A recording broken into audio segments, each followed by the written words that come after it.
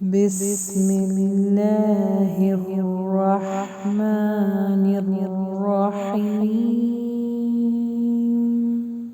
آیت نمبر 83۔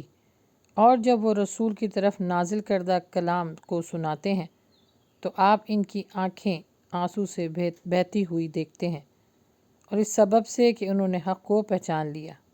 وہ کہتے ہیں کہ اے ہمارے رب، ہم ایمان لے آئے، پس تو ہم کو بھی ان لوگوں کے ساتھ لکھ لے جو تصدیق کرتے ہیں۔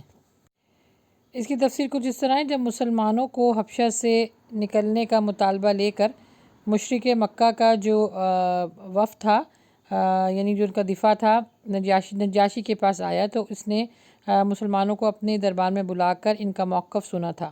اس موقع پر اللہ کے نبی صلی اللہ علیہ وسلم کے جو چچا زاد بھائی تھے نا، حضرت جعفر، انہوں نے اس دربار میں بڑی مؤثر تقریر کی۔ اچھا، اس کو نا ویڈیو پر بھی جو ہے نا بنایا گیا ہے، بڑی اچھی ویڈیو یعنی مووی بنائی گئی ہے، اگر ہو تو یوٹیوب پہ جا کر دیکھیے گا، دا میسج۔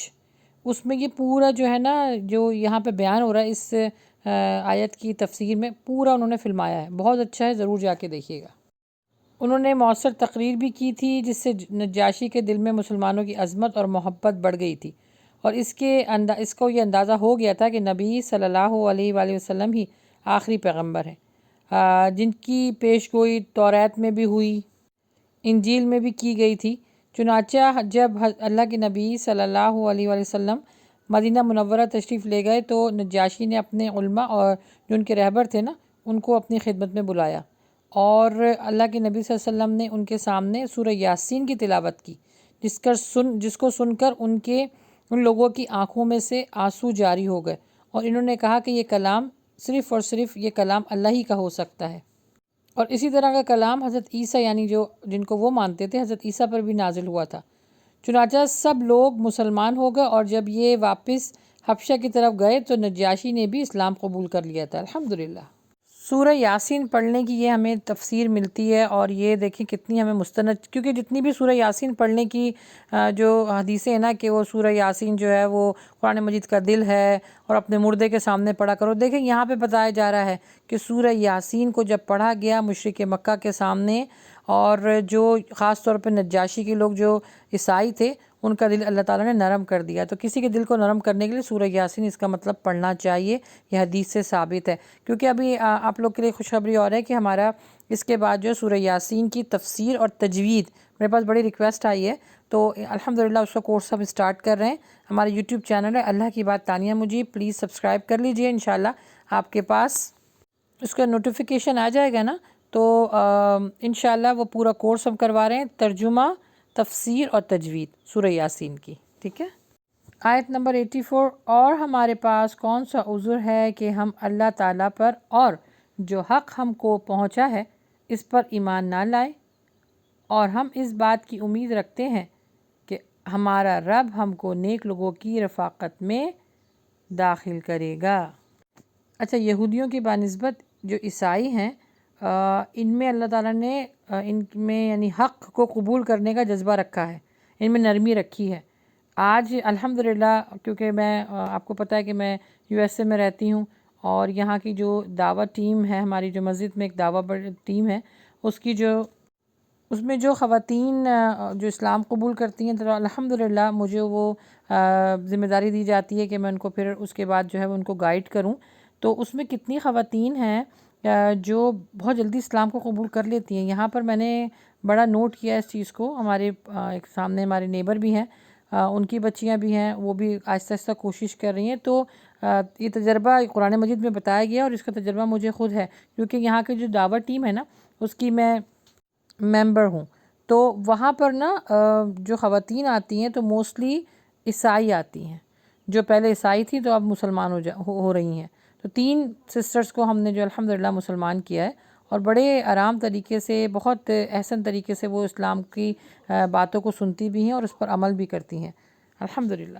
تو اس آیت میں بھی بیان یہ ہو رہا ہے کہ جب ان کے پاس حق آ گیا اور انہوں نے نبی صلی اللہ علیہ وسلم کو اپنی آنکھوں سے دیکھ لیا، قرآن جب پڑھا گیا تو ان کی آنکھوں سے آنسو جاری ہو گئے، ان کے دل کو اللہ سبحانہ تعالیٰ نے ان کے دلوں کو نرم کر دیا، تو وہ یہ کہتے ہیں کہ ہمارے لیے اس کے علاوہ اور کوئی چارہ نہیں ہے، اور نہ کوئی ہمارے پاس ایسا کوئی ایکسکیوز ہے کہ ہم حق بات کو، دین کو جو ہے وہ اس پر ایمان نہ لائیں، اس پہ یقین نہ کریں۔ اس کے بعد انہوں نے اللہ سبحانہ و تعالیٰ سے امید رکھ لی تھی کہ ہمارا رب ہم کو نیک لوگوں کی رفاقتوں میں داخل کرے گا، اور ایسے لوگوں کے لیے پھر اللہ سبحانہ تعالیٰ نے جنت میں ان کا اعلیٰ مقام رکھا ہے۔ دیکھیے ابھی آیت نمبر 85 میں آ گیا اس کا تذکرہ۔ اسی لیے ان کو اللہ تعالیٰ نے ان کے اس قول کی وجہ سے ایسے باغ دے گا جن کے نیچے نہریں جاری ہوں گی، یہ ان میں ہمیشہ ہمیشہ رہیں گے، اور نیک لوگوں کا یہی بدلہ ہے۔ اب آپ اپنے دل کا اور اپنے زندگی کا محاسبہ کریں کہ سورہ یاسین ہم نے کتنی دفعہ پڑھی ہوگی، سورہ یاسین کو ہم نے کتنا مس یوز کیا ہوا ہے کہ 10 مبین پہ رک کر یا 7 مبین پہ رک کر دعا مانگے تو قبول ہوگی، تو سورہ یاسین جو ہے مردے کے آگے پڑھیں۔ ارے یہ تو زندہ لوگوں کے سامنے اللہ کے نبی صلی اللہ علیہ وآلہ وسلم نے پڑھی ہے، تو ان کے دل کو نرم اللہ تعالیٰ نے کر دیا۔ تو یہ ایک طریقے سے سورہ یاسین ایک وظیفہ بھی ہے کہ ہسبینڈ وائف میں جو پرابلمس ہوتی ہیں، اگر بیوی جو ہے وہ اس نیت کے ساتھ کہ اللہ تعالیٰ اس کے دل کو نرم کر دے، سورہ یاسین پڑھے، انشاءاللہ اللہ سبحانہ تعالیٰ اس کے دل کو نرم کرے گا۔ جو قرآن سے ثابت ہے وہ کام کریں نا، اپنی طرف سے فیبریکیٹڈ چیزیں کیوں بناتے ہیں؟ جیسے کہا گیا ہے کہ سورہ یاسین جو ہے وہ قرآن کا دل ہے، کسی صحیح حدیث میں نہیں ہے، یہ لوگوں نے اپنے گھر بیٹھ کے یہ باتیں بنائی ہوئی ہیں۔ یہ ہے، آپ اس کا خوب اچھی طرح سے مطالعہ کیجیے گا کہ سورہ یاسین جو ہے وہ کسی سخت دل لوگوں کے سامنے پڑھی جائے تو اللہ تعالیٰ ان کے دلوں کو نرم کر دے گا۔ اب ہے آیت نمبر 86۔ اور جن لوگوں نے کفر کیا اور ہماری آیتوں کو جھٹلاتے رہے وہ لوگ دوزخ والے ہیں۔ اور کن لوگوں کے بارے میں بات ہو رہی ہے؟ جو مشرکین تھے، یہودی۔ آج کے یہودی کو بھی دیکھیں، بہت اسٹبرن ہے، بہت اسٹبرن ہے، اللہ کے احکامات پر نہ جو ہے اس کو قبول کرتے ہیں، نہ اس پر عمل کرتے ہیں۔ جیسے میں نے بتایا نا کہ عیسائیوں کے بنسبت جو ہے وہ یہودی جو ہیں وہ بہت سخت دل ہیں۔ عیسائیوں کے دل میں اللہ تعالیٰ نے پھر نرم گوشہ رکھا ہوا ہے۔ تو پہلی والی آیت میں ان کے بارے میں بات ہو رہی تھی، ابھی دوسری والی آیت میں جو کافر تھے، مشرک تھے، جو اللہ کی آیتوں کو جھٹلاتے تھے، کیونکہ وہ کتنی کوشش کرتے رہتے تھے کہ نہیں اللہ کے احکامات پر نہ عمل کرنا ہے اور نہ عمل کروانا ہے، بلکہ لوگوں کو اپنے ظلم کا شکار بناتے تھے۔ حضرت بلال کو تو بہت مارا، ان کے اوپر بھاری پتھر رکھ دیا کہ کہو کہ تمہارا گاڈ ایک نہیں ہے۔ تو یعنی بہت سارے ان کے اوپر ظلم کیے، لیکن وہ ایک ہی بات کہتے تھے کہ اللہ سبحانہ و تعالی واحد ہے، لا الہ الا اللہ محمد رسول اللہ۔